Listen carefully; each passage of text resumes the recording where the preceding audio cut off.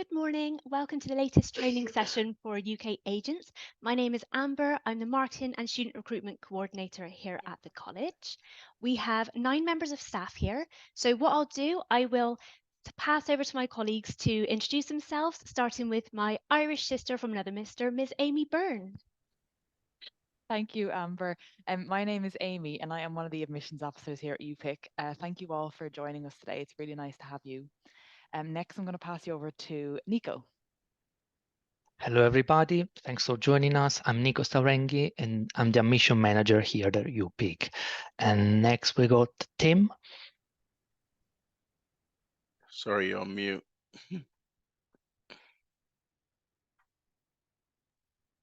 Morning, everybody. I'm Tim Gotzel. I'm Director of Marketing and Admissions here at University of Plymouth International College. Hi, everyone. Hi, Toby. everyone. Hi, everyone. I'm so keen. My name is Toby Joseph Johnson. I'm the Student Experience Manager at UPIC. And I think we have Sarah on here as well.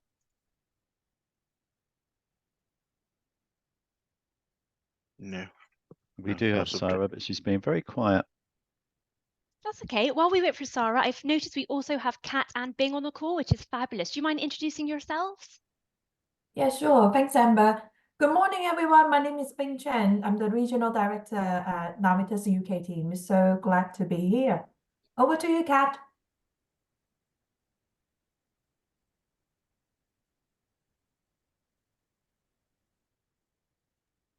It's okay. If we don't get Kat right now, we can catch her later in the webinar, no problem at all. So yes, that is all of our staff. So let's get right into it. On today's webinar, we are going to introduce the UPIC program. So all of the latest information that we need there for you. We have our entry requirements. We also have a special edition for the English requirement guidelines for international and EUSS and Ukrainian students. We'll talk about our student success rates and our progression rates. We have the highlight of the entire webinar, which is the virtual tour.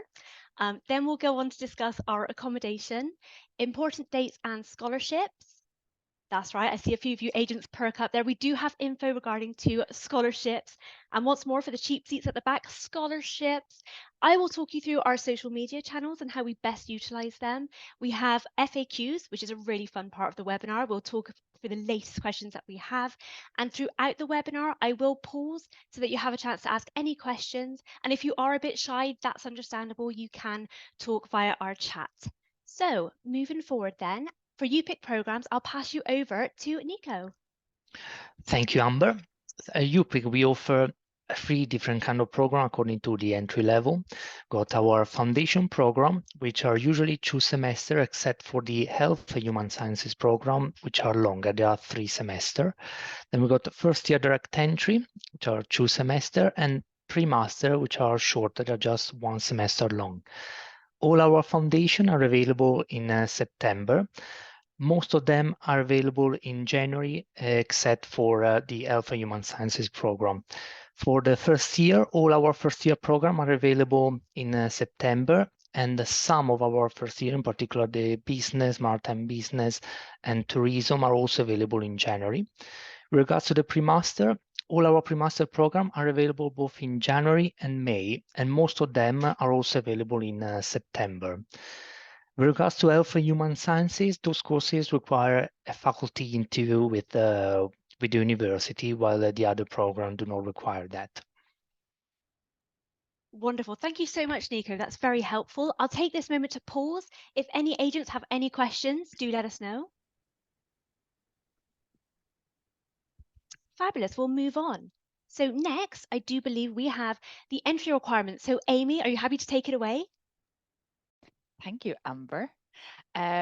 So for your students to gain entry, we'd like to tell you just a little bit about what they need academically, as well as some background information. So for our foundation courses, we will require, so if it's say GCSEs or IGCSEs, we'd require at least 5 of them between A to E or 3 to 9.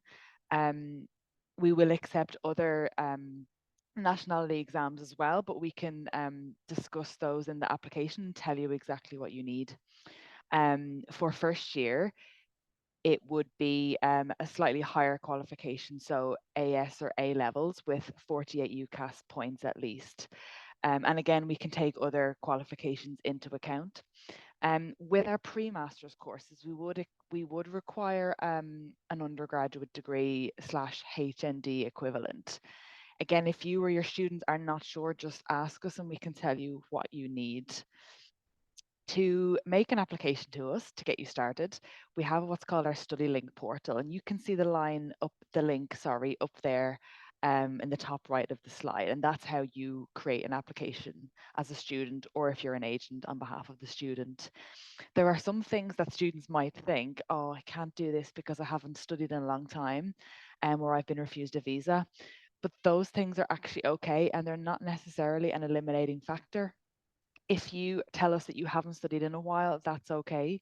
We'll just ask you ask your student for a really comprehensive CV, be as informative as possible, tell us as much as possible about you, and then in the personal statement, do the same, telling us what you've done during said gap and why you're returning to study now.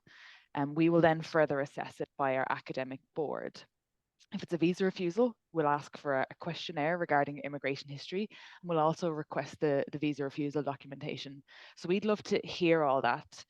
Like I said, it doesn't matter, it doesn't necessarily mean it's an eliminating factor. Give us as much information as possible.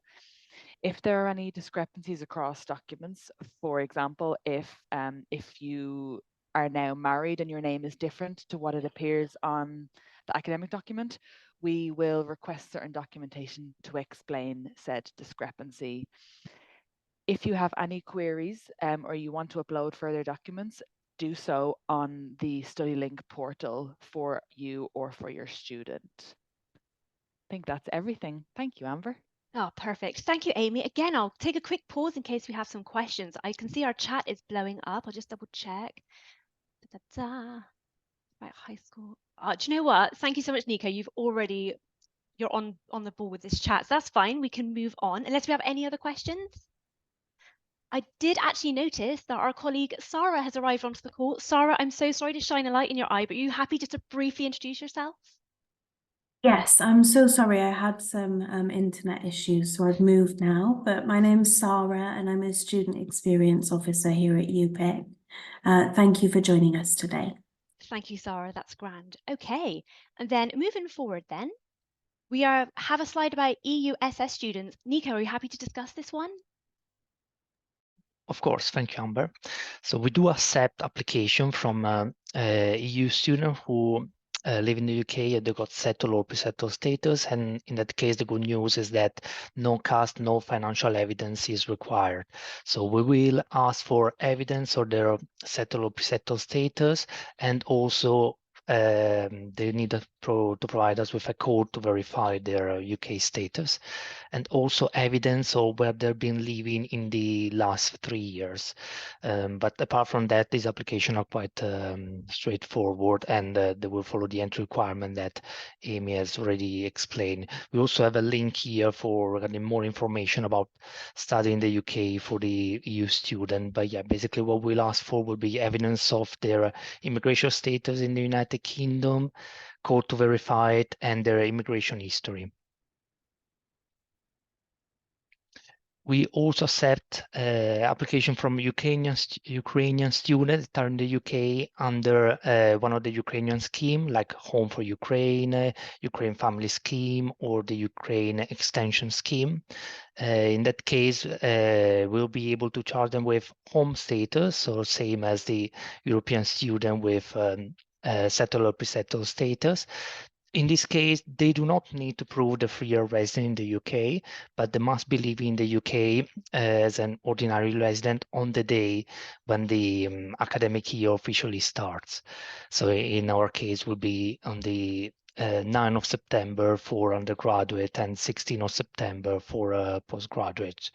Obviously, we recommend that each student would have to check their own fee status and entitlement with the Home Office. And there is a link here also for education for people for Ukrainian scheme from the gov.uk. Thank you so much, Nico. Does anyone have any questions about this? No? Okay, no problem. So the great thing about UPIC is we have consistent student success rates. So more than 85% of our students do progress from the college to the university and then go on to complete their university degree. Compared to other colleges and other pathway providers, this is excellent, excellent statistics. And just so you know, the equivalent number of first class honours students and 2-1s are awarded to people who come through UPIC. So that's fantastic. And Tim, you have some great info about TEF Gold. I do, TEF Gold. So the University of Plymouth in 2023 was awarded triple gold.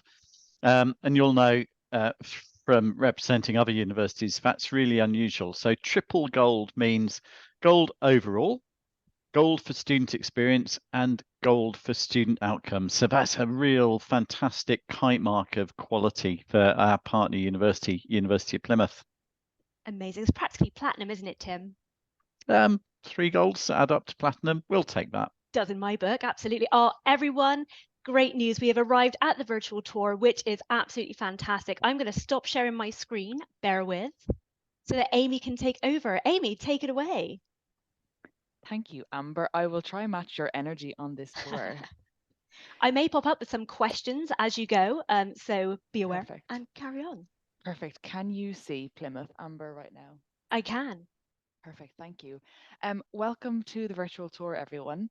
As you can see on camera here, this is the city of Plymouth, but I'm going to start off first at UPIC and show you where we are. So I'll zoom in here and you will see the UPIC building, 15 Portland Villas, at the end of this really pretty tree-lined avenue. Now we are very close to the university campus. So if I take you down that little road there, then you are already at the campus. So it won't take long at all. I'm going to turn around slowly. Sometimes when I travel fast on this, Amber gets a little, I'll say seasick/vertigo. So right now we are above the university campus, the actual centre. So there are certain buildings here like the Students' Union. We've got the library, which is open 24/7 for those really studious students. And then we have some of the faculty buildings. For example, Babbage is here. Babbage has been newly renovated and it is an excellent engineering building. We've also got the Marine building.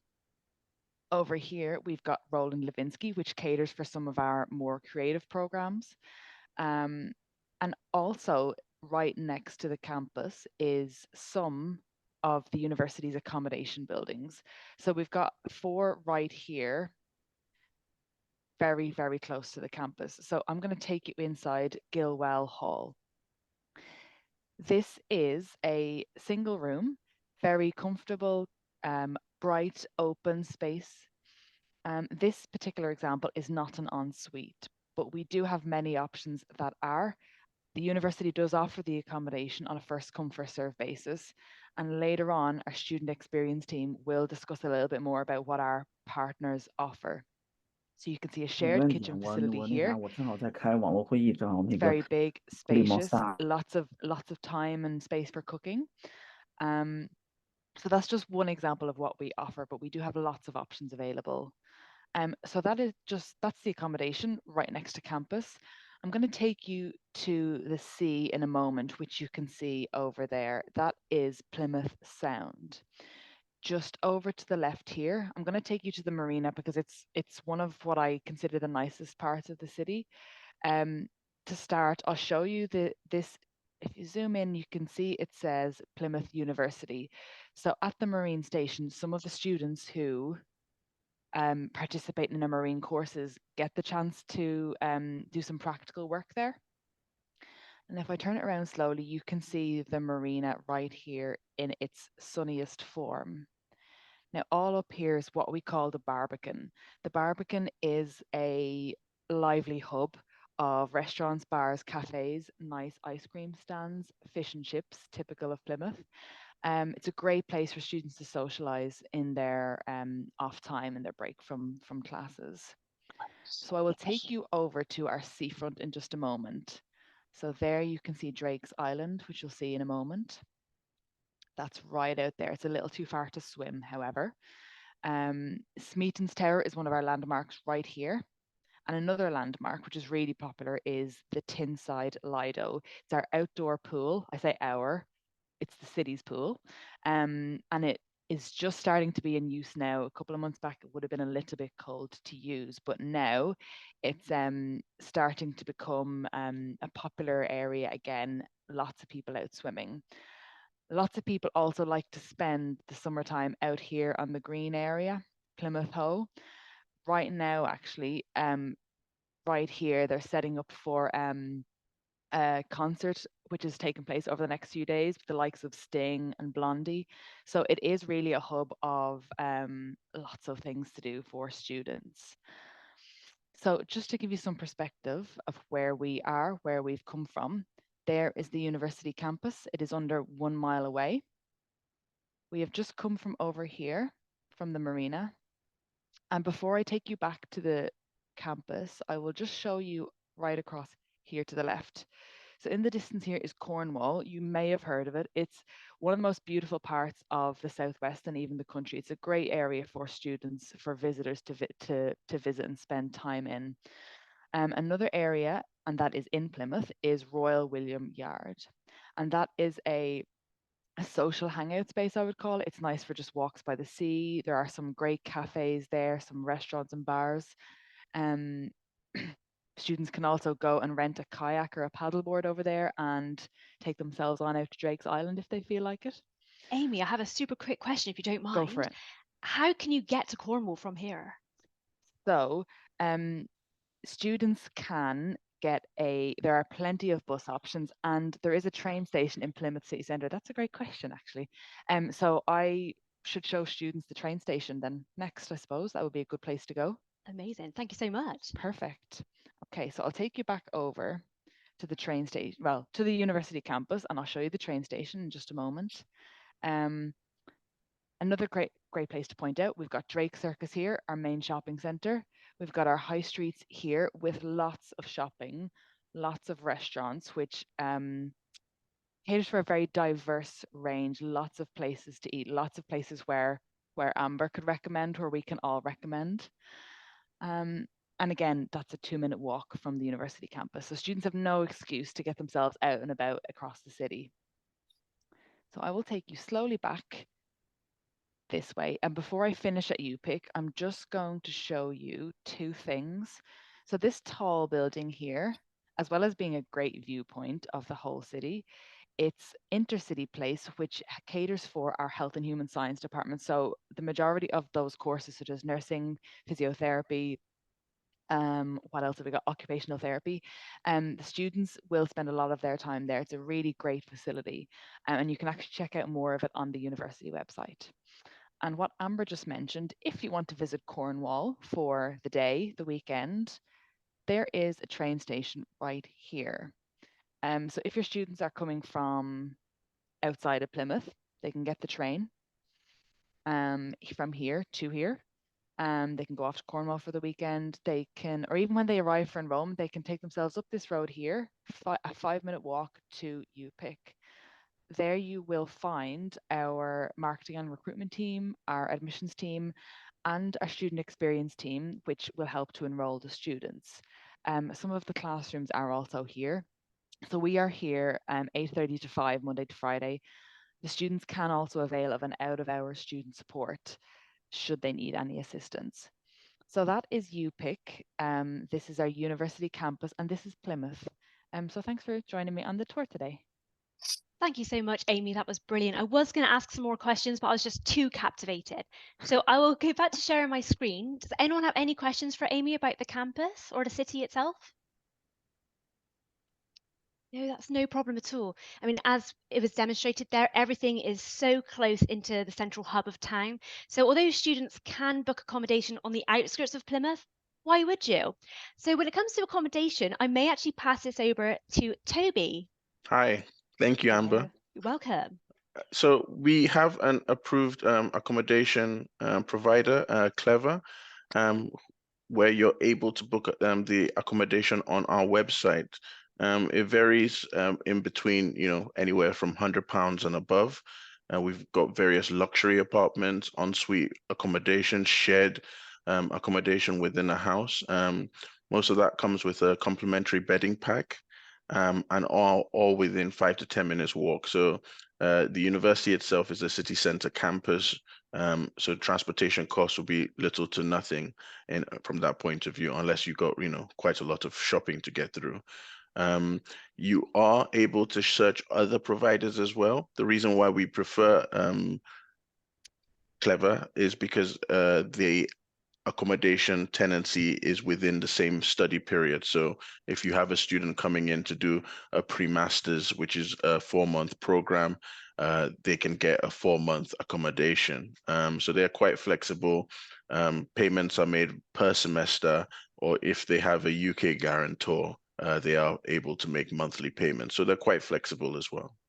Thank you, Brilliant. Amber. Thanks, Toby. I hate to keep you on the line, but what about next? What happens next? So what happens next is once they've received that online application, the student experience team will then reach out and thank you for submitting that through, as well as just find out if you have any other special requests. So in some cases, we have some students that want, south-facing apartments. So we're able to specify that within the application, and Clever and the administration team go and see what they have available, at which point they reply to the student or agent confirming the properties that they've listed.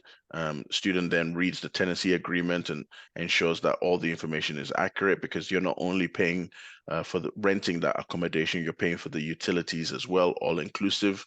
So that includes, your broadband internet, so you can, do some research back at home after studying through the week or the weekend, and also, your water, your electricity, and your gas bills.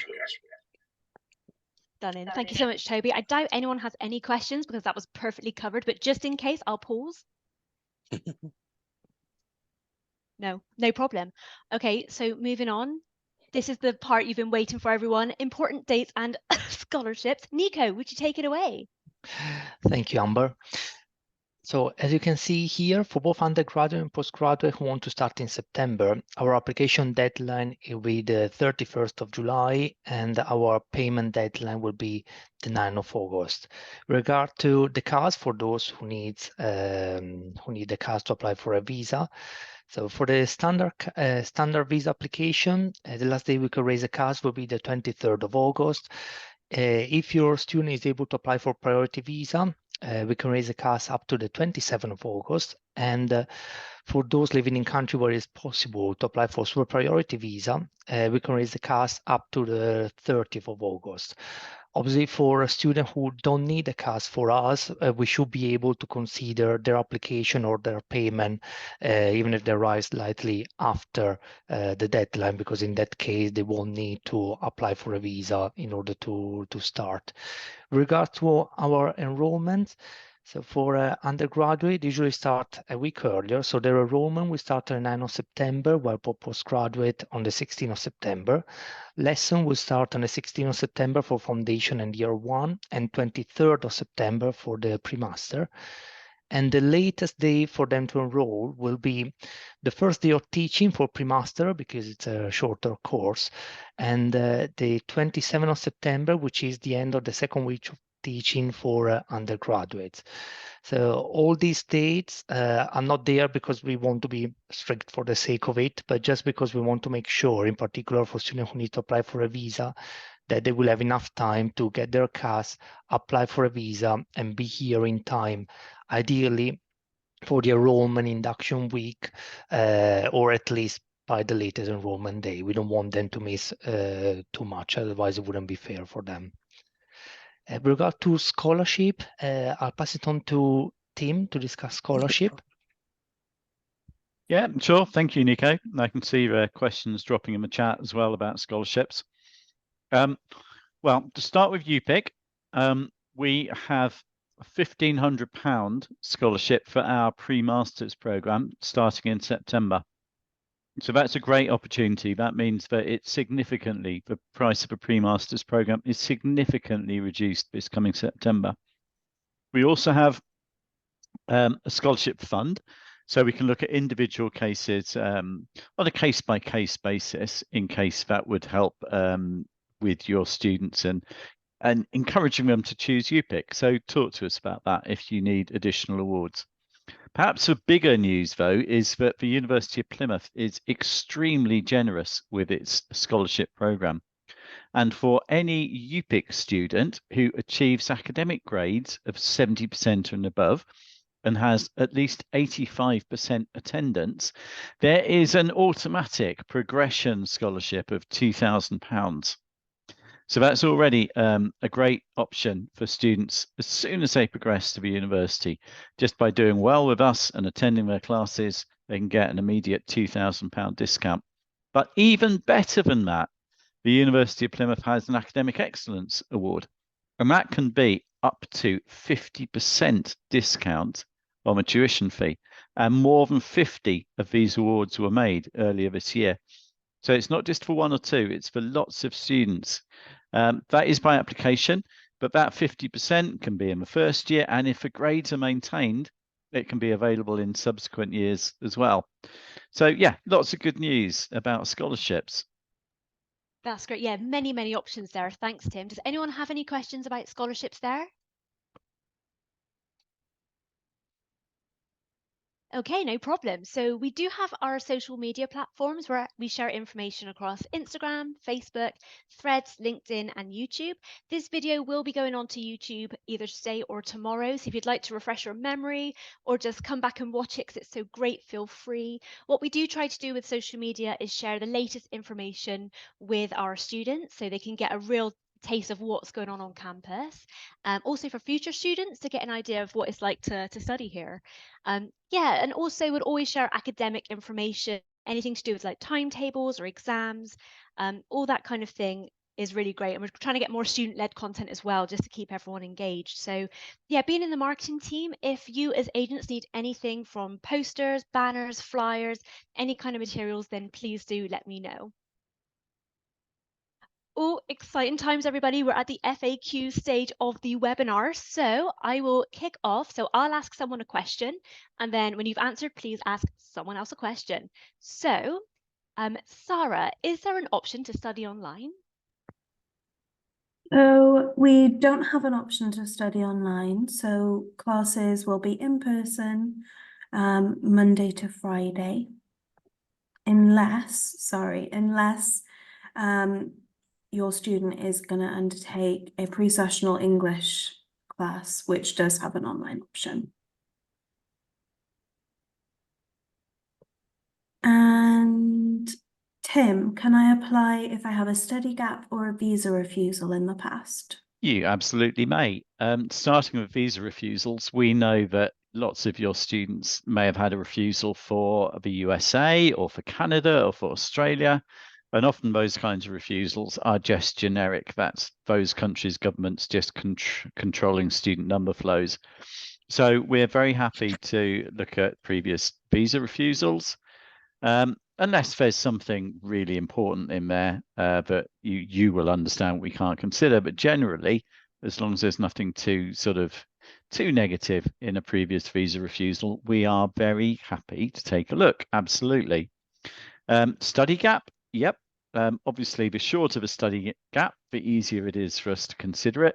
But we have no absolute limit on study gaps. The longer it gets, just the more important it becomes to see a really full and detailed CV so that we can see how the applicant has kind of been building their career, building towards coming back to study, and they can show us how that's relevant to their future aspirations as well.